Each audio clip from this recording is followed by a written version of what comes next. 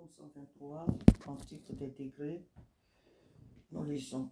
Je lève mes yeux vers toi qui sièges dans les cieux. Voici comme les yeux des serviteurs sont fixés sur la main de leur maître et les yeux de la servante sur la main de sa maîtresse. Ainsi nos yeux se tournent vers l'Éternel, notre Dieu, jusqu'à ce qu'il ait pitié de nous. Aie pitié de nous, Éternel, aie pitié de nous, car nous sommes assez rassasiés de mépris. Notre âme est assez rassasiée des moqueries, des orgueilleux, du mépris des hautains. Amen. Il dit, mes yeux vers toi, il dit, je lève mes yeux vers toi qui sièges dans les cieux. Je lève mes yeux vers toi qui sièges dans les cieux. Il est important que nous levons nos regards vers celui qui siège dans les cieux. C'est vrai que Dieu siège dans les cieux, mais il est en nous, il est avec nous. Car sa parole dit que les cieux sont son trône, le ciel est son trône et la terre est son marchepied. Donc Dieu est au milieu de nous, il est en nous et il est au milieu de nous. Mais puisque le ciel est son trône, voilà pourquoi nous pouvons dire que nous levons nos regards vers lui. Nous tournons nos regards vers ce Dieu qui siège dans les lieux élevés. Lorsque nous tournons nos regards vers celui qui est élevé, cela nous met dans une position aussi de domination. Les problèmes que nous avons sur cette terre, nous marchons sur ces problèmes-là et nous prenons la hauteur. Nous nous mettons dans la dimension de celui qui a tout pouvoir. Nous prenons la force, nous puisons notre force en l'Éternel. Nous devenons comme notre Père qui siège dans les lieux élevés. La terre est son marchepied. Alors lorsque nous tournons nos regards vers l'Éternel, nous ne considérons plus tout ce qui se passe autour de nous sur cette terre qui est bas. Lorsque nous tournons nos regards vers les choses de la terre, nous nous mettons dans des choses d'humiliation, de bassesse, de petitesse, de tout ce que je peux citer, de défaite. Nous nous mettons dans une position de défaite lorsque, dans les situations difficiles, nous tournons nos regards vers la terre, lorsque nous baissons nos têtes. En ce moment-là, ce sont les problèmes que nous regardons. Nous leur accordons beaucoup d'importance. Nous les glorifions, nous les magnifions. Lorsque nous baissons nos têtes, ce sont les problèmes-là que nous regardons. Pas celui qui nous a donné tout pouvoir de les dominer, mais nous leur accordons de l'importance. Les choses que nous regardons, les choses auxquelles nous prêtons attention, ces choses-là, c'est que nous les aimons et c'est que nous les respectons. Ici, la pensée nous dit ce matin, je lève mes yeux vers toi qui sièges dans les cieux. Voici comme les yeux des serviteurs sont fixés sur la main de leur maître et les yeux de la servante sur la main de sa maîtresse. Ainsi nos yeux se tournent vers l'Éternel notre Dieu jusqu'à ce qu'il ait pitié de nous.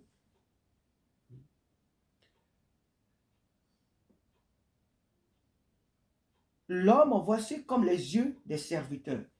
Les serviteurs regardent leur maître. Les serviteurs regardent la position de leur maître. Ils prennent exemple sur leur maître. Ils puisent leur force. Ils prennent toutes les directives de leur maître. Tout ce que leur maître leur dit. Les conseils que leur donne leur maître, c'est ce qu'ils suivent. C'est ce qu'ils font. Voilà pourquoi ils sont appelés serviteurs. Ils ont un maître. Alors, ce que leur maître leur dit, c'est ce qu'ils font. C'est ce qu'ils font. Voilà pourquoi leurs regards sont tournés vers leur maître. Voilà pourquoi leurs regards sont tournés sur la main de leur maître. Pourquoi? Parce que leur maître a toute la puissance pour les délivrer.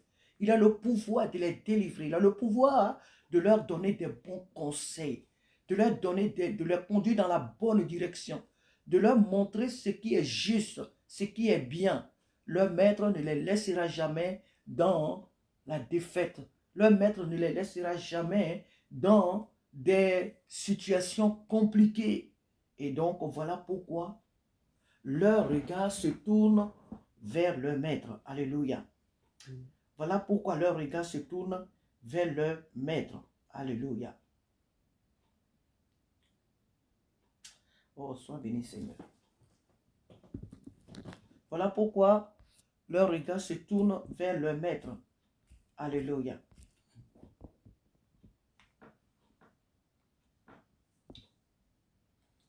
Voilà pourquoi leur regard se tourne vers leur maître, parce que le maître a la capacité, il a la capacité de les délivrer.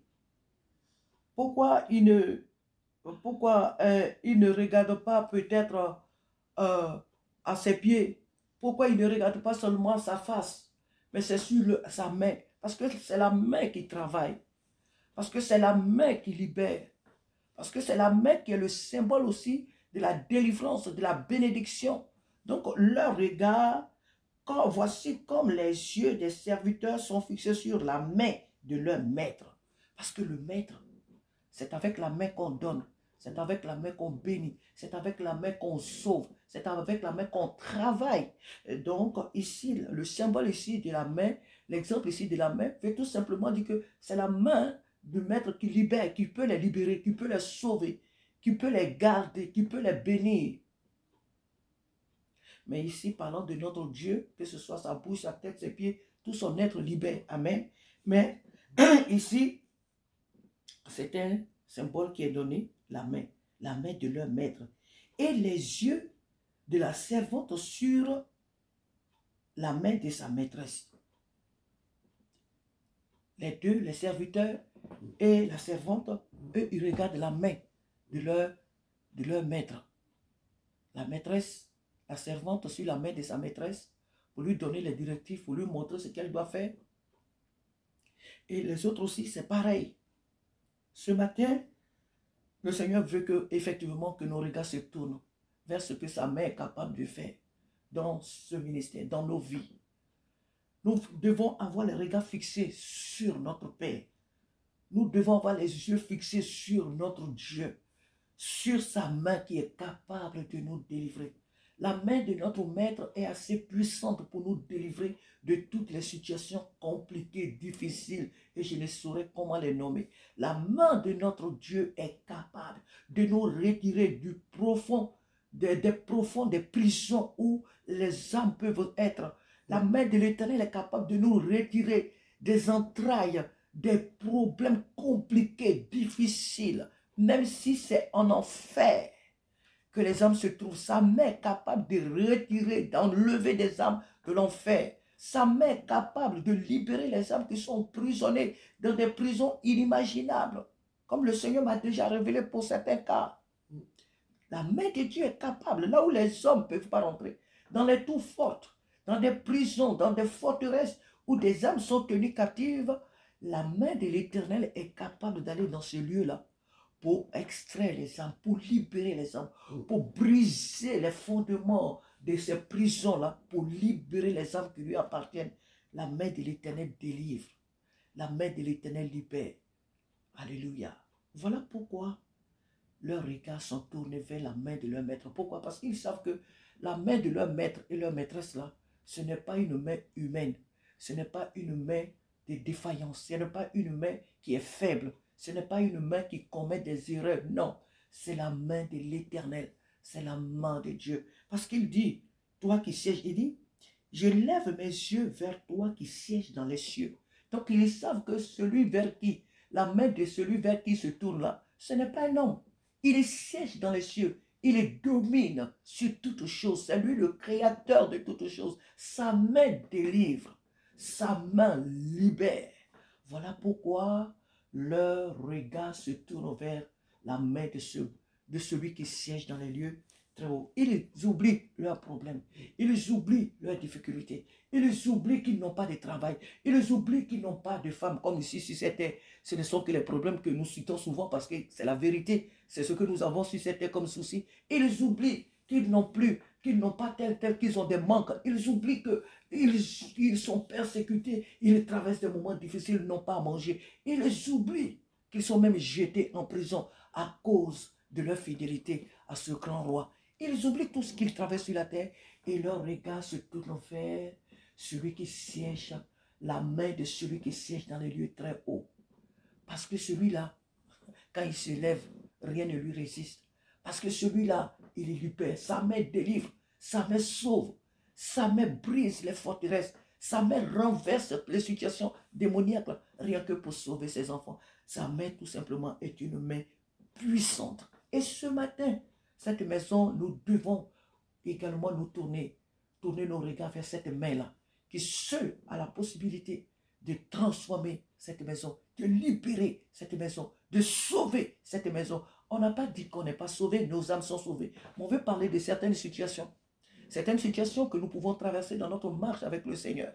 Celui-là seul, cette main-là seule qui est capable de nous délivrer de toutes les situations que nous pouvons traverser. C'est sur elle que nous devons porter nos regards. Pas sur la main des hommes, parce que la main de l'homme, elle ne peut pas sauver, elle ne peut pas délivrer. Et si jamais elle pouvait le faire, ce n'est que pour une courte durée. Ce n'est que pour une courte durée. Mais elle ne pourra pas accomplir parfaitement, elle ne pourra pas répondre parfaitement à nos attentes. Or, la main de l'Éternel, elle délivre pour toujours, elle libère pour toujours. Il dit, ainsi nos yeux se tournent vers toi, notre Dieu, jusqu'à ce qu'il ait pitié de nous. Jusqu'à ce qu'il ait pitié de nous. Pourquoi? Il ait pitié de nous pour nous délivrer. Il ait pitié de nous pour nous sauver, pour nous arracher des oppressions, pour nous arracher des dangers, pour nous arracher de ces situations compliquées. Oh, c'est vrai, on attend chercher la situation, la solution partout. On attend chercher les solutions par tous les moyens. Entre les mains des hommes, on a tout fait. On a tout fait. On a tout fait. C'est vrai. Mais là où nous sommes arrivés, nos regards se tournent vers la main de celui qui siège dans les lieux très hauts, dans les cieux. Parce qu'il n'y a que lui. Lui, quand on se tourne vers lui, là, on n'est jamais déçu. On n'est jamais déçu. Pourquoi? Parce que sa délivrance est la véritable. Voilà pourquoi nos regards, leurs regards, ils ont dit ici que leurs regards se tournent vers lui. Et nous voulons faire ce matin, et nous faisons pareil ce matin. Nous faisons pareil. Nos regards se tournent sur la main de celui qui a fait toute chose. Il dit, aie pitié de nous. Le verset 3 à 4 dit, aie pitié de nous, Éternel, aie pitié de nous. Car nous sommes assez rassasiés de mépris. Notre âme est assez rassasiée des moqueries, des orgueilleux, du mépris des hautains. Des hautains. Alléluia. Et donc ici, nous appelons le Seigneur au secours. Nous sommes également rassasiés du mépris des hommes, des moqueries, des blâmes des hommes. Et nous voulons que l'Éternel vienne secourir son Église, que le Saint-Esprit vienne et réveille les consciences, que l'Éternel vienne réveiller les consciences de ses enfants et que l'Église reprenne sa position. Nous sommes assez rassasiés de voir ce monde dire que l'Église est pauvre, dire que l'Église est sans vie, dire que l'Église n'est pas puissante, dire que l'Église, son histoire, ce n'était qu'une histoire, ce n'est qu'une histoire inventée. Les Pierre, les Paul, les David, ce n'est qu'une histoire inventée. Il n'y a jamais eu de Samson. Comment un homme pouvait-il faire de telles choses? Ce n'est qu'une histoire. Que Dieu n'existe pas. Que l'Église ne pourra jamais faire de telles ou de telles choses. Nous sommes assez rassasiés du mépris de ce monde. Le monde qui prend l'Église comme une pauvre. Le monde qui méprise l'Église. Le monde qui croit l'Église impuissante, qui voit l'Église comme une mouette que rien. Le monde qui nous ridiculise. Nous sommes assez rassasiés du mépris de ce monde. Oh Père, viens nous secourir. Viens réveiller tes héros. Viens réveiller tes héroïnes. Viens réveiller ton Église afin qu'elle entre dans la dimension qu'elle doit être. Et qu'elle entre dans la dimension supérieure pour te révéler à ce monde.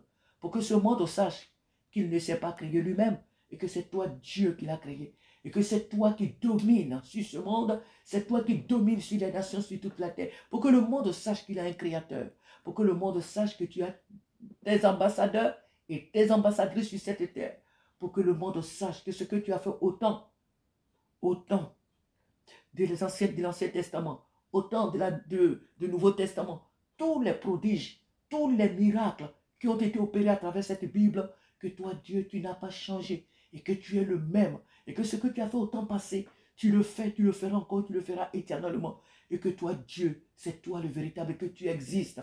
Révèle-toi dans ton église, lève-toi et réveille, Père, ton peuple. Réveille-nous, Seigneur, libère-nous des distractions, libère-nous, ô Dieu, des enfantillages, de la légèreté, libère-nous des divisions, libère-nous des jugements, des sentiments, des émotions. Libère-nous, Seigneur, de ce monde. Libère-nous, Seigneur, de ce dans quoi nous nous laissons souvent entraîner qui est à ce monde. Libère-nous de toutes ces choses. Viens, c'est à notre secours, afin que là où tes enfants, nous nous trouvons, que ce soit au travail, partout, Seigneur, où nous nous trouvons, que nous puissions révéler Christ, que nous puissions révéler Jésus-Christ, le Tout-Puissant à l'humanité.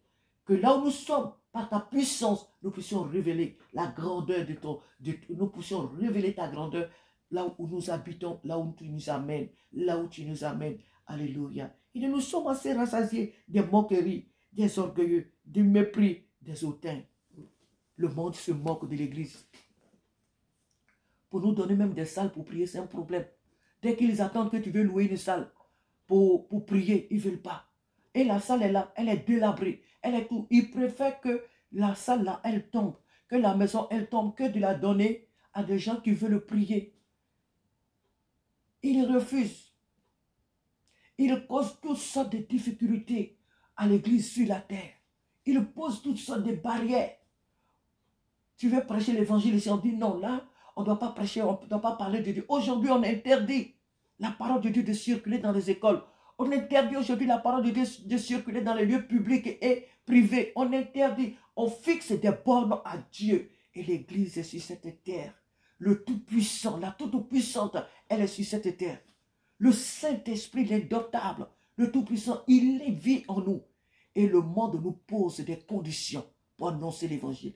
Ce monde vil, ce monde impuissant, c'est lui qui nous pose des bornes. Ah Seigneur, nous sommes fatigués de ces choses. Lève-toi Seigneur, réveille tes héros, réveille tes héroïnes. Que le 21e siècle, c'est, oh alléluia, c'est Samson. Que le 21e siècle, c'est David. Que le 21e siècle est, oh au nom de Jésus, alléluia, c'est Moïse. Que le 21e siècle, c'est Paul, c'est Pierre. Que le 21e siècle, oh alléluia, c'est Déborah, alléluia. Que le 21e siècle, c'est Esther. Que le 21e siècle, Seigneur, ô Dieu de gloire, et c'est Marie de Magdala. Que ce 21e siècle, Seigneur, ô Dieu de gloire, et c'est Hulda, alléluia, la prophétesse. Que le 21e siècle affonte, Seigneur, ô Dieu, révèle ses héros, ses héroïnes, et que ce monde hautain se taise. Parce que nous sommes encore sur la terre. L'Église est encore sur la terre. Et ce n'est pas à nous la faiblesse. Ce n'est pas à nous de nous taire. Ce n'est pas à nous de nous taire. Non. Ce n'est pas à nous de nous laisser dicter par les règles de ce monde. Non. C'est vrai que Dieu a établi des lois sur la terre. Et que ces lois-là, ce monde qui ne connaît pas Dieu souvent a l'apparence de tenir ces lois. Et nous devons respecter ces lois. Mais ce n'est pas à eux de fixer des bornes à l'église. Ce n'est pas à eux de nous dicter des règles. C'est à l'église de fixer des règles. C'est à l'église de fixer des bornes à Satan. Satan est vaincu. Satan, ses démons et ses agents sont vaincus. C'est à nous de leur poser des règles. C'est à nous de leur fixer des limites. Ce n'est pas à ce monde de fixer des bornes à l'église. L'église est une institution de Dieu. L'église est la bâtisse, est le bâtisse de Dieu. L'église est la construction de Dieu. Et dit, voici, je vous ai donné le pouvoir de marcher sur les serpents, sur les scorpions, sur toute la puissance de l'ennemi. Et rien ne pourra vous nuire. Tout ce que vous liez sur la terre est lié dans le ciel. Tout ce que vous déliez sur la terre est délié dans les cieux. Donc le pouvoir nous est donné. Nous avons le mandat de la part de Dieu. Alléluia. Pour faire des exploits sur la terre. Que le Saint-Esprit, ce matin, réveille nos consciences. Réveille notre zèle. Nous relève. Alléluia. Que le Seigneur nous aide à fuir tout ce qui nous distrait. À fuir la distraction de ce monde. Il n'y a rien de nouveau dans ce monde. Que le Saint-Esprit nous donne en tant que l'Église, à travers la terre entière, que des jeunes gens se lèvent, que des jeunes filles se lèvent, que des hommes, des vieillards se lèvent, des adultes de tout âge, que nous nous levons pour révéler la puissance de notre Dieu. Nous ne demandons pas à l'humanité entière. ceux qui n'appartiennent pas à Dieu devenir forcément à Dieu. Mais nous voulons que tant que l'Église est sur la terre, tous ceux qui appartiennent à Jésus-Christ, qu'ils viennent à lui. Parce que le Père lui-même, il a dit dans sa prière, dans Jean 17, il a dit, Père, je ne prie pas pour le monde, mais je prie pour ceux que tu m'as donnés. Alors nous prions que le Saint-Esprit touche tous ceux qui lui appartiennent, même s'ils sont dans des prisons, même s'ils sont dans des prisons naturelles, physiques ou dans des prisons sataniques. Nous prions pour que toutes les âmes qui appartiennent à Christ viennent à lui. Nous ne voulons pas que tous ceux qui appartiennent au Seigneur périssent. Non, non, non. Nous prions pour que tous ceux qui appartiennent à l'Éternel viennent à lui. Nous voulons encore voir des croisades, alléluia, sur les grands stades. Nous voulons encore voir des croisades ici en France, au terrain de Saint-Denis. Nous voulons voir des croisades. Nous voulons voir des croisades à travers toute la France, toute l'Europe, dans le monde entier. Nous voulons des croisades pour révéler la puissance de Dieu. Nous refusons d'être cette église-là qui se plaît que dans des petits temples, dans des petites maisons, dans des petites salles. Non, Dieu vaut plus que cela. Sa main vaut plus que cela. Alléluia. Nous voulons révéler Christ au grand jour. Voir les miracles, voir les prodiges, voir la grandeur, la puissance de Dieu se manifester. Nous voulons qu'on voit les paralytiques qui marchent, les aveugles qui voient, les sourds qui entendent, les muets qui parlent et les morts qui ressuscitent. C'est ce que nous voulons voir dans ce siècle. Et Père, nous t'appelons au secours. Nous fixons nos regards sur ta main puissante parce qu'elle est encore capable de le faire. Parce que c'est toi qui es Dieu. Sois béni ce matin parce que tu nous réveilles, parce que tu nous relèves, parce que tu nous aides, Seigneur, à prendre notre place dans les nations. Parce que ton esprit est illimité, ton esprit est tout puissant. Aide-nous, Seigneur, à prendre notre position, à prendre notre place à travers les nations, à prendre notre place à travers nos familles, à prendre notre place, à ne pas nous laisser limiter par ce monde vil, par ce monde vil. Oh Dieu, aide-nous à prendre notre place, à prendre notre place, à prendre notre place parmi les nations pour révéler l'amour de Dieu, pour révéler la puissance de Dieu qui est encore, alléluia, à jour, qui se manifeste encore, alléluia. Ce matin, que son nom soit béni. Amen. Alléluia, parce qu'il nous aide à fixer nos regards sur sa main qui est capable de libérer. Alléluia.